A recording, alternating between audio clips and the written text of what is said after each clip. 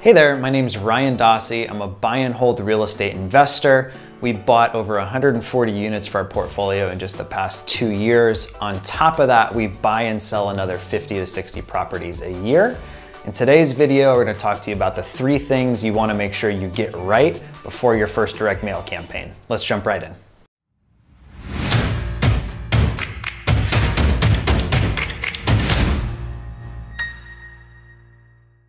A lot of real estate investors, whether it's from watching YouTube videos, mine or somebody else's, reading on forums, listening to podcasts, think that direct mail is as simple as you go on ListSource, you buy a list, you find a mail house to either send out postcards, yellow letters, or something better, and you send it and sit back and wait for calls. And there's 3 things that you want to do before you order your first list, before you send your first letter, to make sure that you're really setting yourself up for success.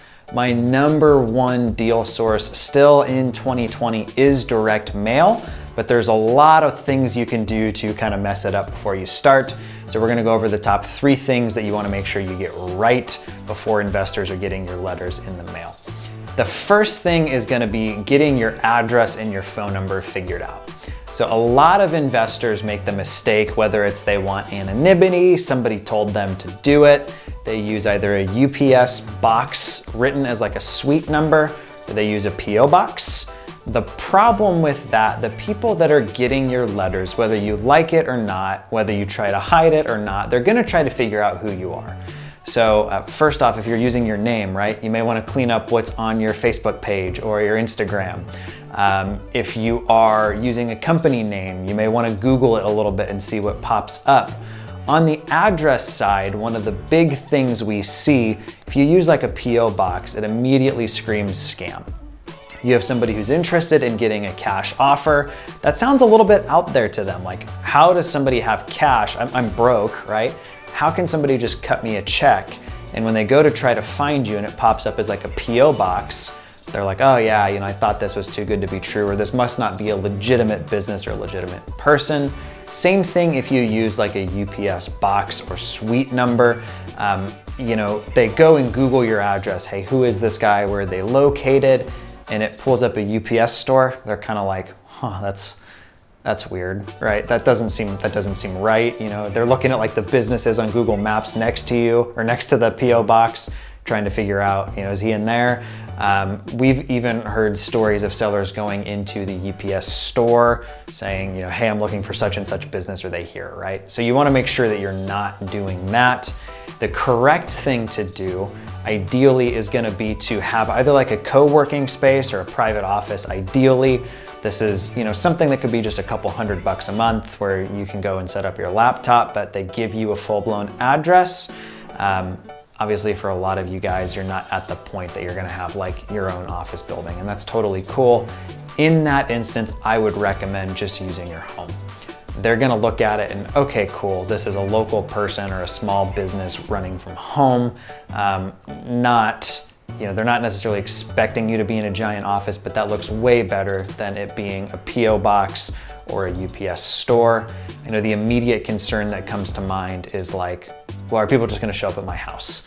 I can tell you that I've sent hundreds of thousands of pieces of mail with my office address on them, and we've literally had 1 person ever come in, and it was actually somebody who was interested in selling to us. They just wanted to make sure that we were legit. So no crazies or anything like that. Obviously, if that's super concerning for you, just go rent a co-working space and use that, but be sure you don't go the PO box or like the fake street address when you're using a suite, because it will come back to bite you and it will cost you leads and deals of people who just choose not to even call. A real quick kind of funny side note on why you want to Google what's going on your marketing is a guy's phone number. So especially if you're buying phone numbers through CallRail or Resimpli or something like that, always search the phone number you're using, because sellers are gonna do the same thing to try to figure out who you are. Got a mail piece from a local guy, just had his first name on it, no last name, had a PO box, and I was like, hey, I don't know who this is. Threw the phone number into Google, and the #1 thing that popped up was local real estate investor arrested for scam.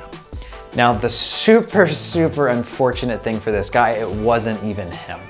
It was somebody else, it was a number he bought, the article was several years old, but do you think he got any deals out of that? I actually called him and was like, hey man, you may want to Google your phone number and change it for your next campaign. The second thing you want to make sure you get right on your first, and every mail campaign thereafter, is your postmark. So this is where the letter was actually shipped from. If a seller's interested in what you have to offer, a cash offer for their house, they're gonna scrutinize the piece. They wanna make sure, hey, this is somebody that is legit. This is somebody that I think I wanna do business with. So if you pass kind of the first round tips, you make it to kind of the sniff test number 2, you wanna make sure that you're not out of state postmarked. I own a company called Porter. We take over 10,000 calls a month for real estate investors all over the country. The neat thing with that, I get to hear all the stories of what everybody else is doing wrong. So we had a client who was in San Diego, who was using a mail house in Dallas, but had a San Diego return address. So people in San Diego were getting a letter from somebody in San Diego, postmarked Dallas though. And all of his calls were, what kind of racket are you guys trying to run, pretending you're here local? The postmark says it's in Dallas. Guys, this is stuff people actually check, and this is so cheap to prevent. All you're gonna do is have your mail shipped to you locally, already stamped, inserted, and sealed, where you can cut it open and dump it. Typically, a USPS flat rate box is gonna be like $8 to $12, depending on the size, to prevent this objection from even coming up.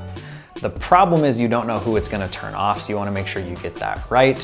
So if you're not doing your own mail, just ask your mail house if it's possible to have it shipped to you locally.